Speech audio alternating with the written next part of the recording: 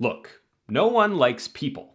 That's why you're home alone writing instead of outside or wherever people are. Ugh, don't even like to think about that. But what if an uncomfortable number of people, characters, have found their way into your novel? How the heck can you, the writer, handle a cast of characters whose numbers are swelling well past three's a crowd territory? Today, I'm going to walk you through some approaches and story elements that can help with handling a large cast when you have a large number of characters in your novel. You're still going to be in for a challenge for sure, but hopefully less of a challenge if you apply some of the things that we're talking about today. I think there's still room at the back if people don't mind standing up. Please don't sit in the aisles, it violates the fire code. All right, the first piece of advice when it comes to a large cast is to differentiate that cast as much as possible. The more different the characters are from each other, the easier it will be to write about them. One of the biggest hurdles to a large cast for the reader is just keeping all the characters straight in their mind.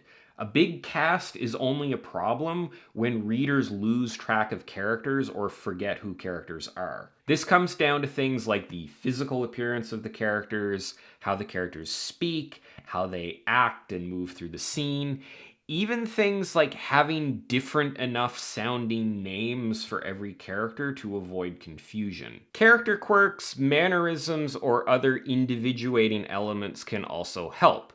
Making sure that some of your cast is whiskey drinkers while others always order martinis is also helpful. This is a wine glass. The script says martini. The prop department needs to get their act together. Also, both of these are empty. This stuff is also beneficial because these sorts of differentiating characterization elements are what goes into making well-developed characters. So characters, regardless of the size of your cast, should have enough attributes and development to make them unique enough to be memorable. The more developed your characters are, the easier it will be for readers to differentiate them, and the easier it will be to handle a lot of them. Next piece of advice is to limit the number of POV characters. There's the number of characters overall in the story, and then there's the number of characters that we actually get inside the head of, in like a POV sort of sense, not in a pantheon sort of way. Adding characters into a story is going to make it more complex. Adding POV characters in is like an order of magnitude more complex. Sticking to a few viewpoint characters allows you to keep the reader within the heads of a couple or a few familiar characters. This will help ground them within the larger cast. All right, this next piece of advice is something that I sometimes find annoying, but is almost a necessity if you've got a large cast, and that is to split the cast up into groups. If your novel is going to have a really big cast, you're often going to find that that cast gets split up into a bunch of smaller casts that are largely separate for most of the story. Most stories like this that go for that sort of epic feel need to have multiple plot lines anyway, and usually those plot lines are happening in different places, so it makes sense that your large cast is going to be split up. Splitting up a cast also makes it easier, I think, for the reader to get their head around everyone, because instead of one group of characters that they need to get to know, they have a few smaller groups. And I think this just intuitively makes it easier to remember. Even if the overall number of characters is the same, if the reader can kind of group them together into separate groups, I think that makes it easier. I don't love splitting characters into groups because if you've got separate plot lines that are too separate, that can make the novel feel a little bit disjointed. You also run the risk of separating two characters that might be really interesting to have together, and you lose the opportunity to do that if they're on other opposite sides of the world for most of the novel. So splitting the cast into groups is not something I love, but if you've got a large cast, it might be something you have to do.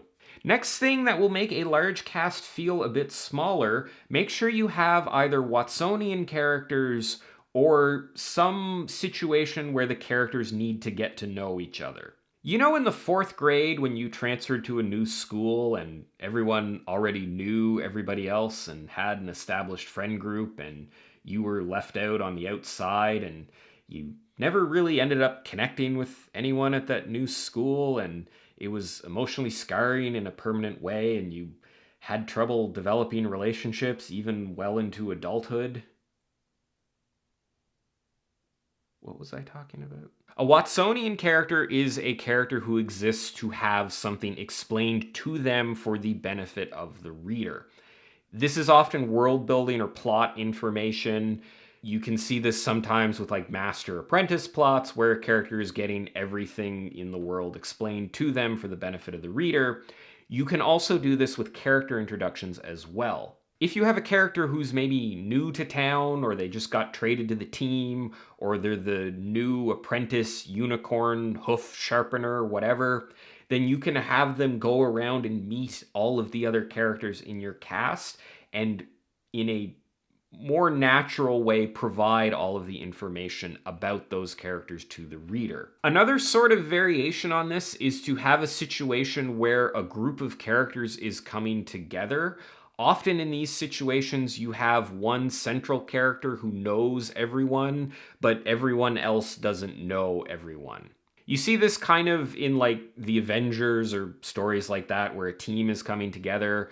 This is also a very classic setup in like a heist story where you have a crew that gets assembled and sometimes they've never met each other, or sometimes some of them have previous relationships.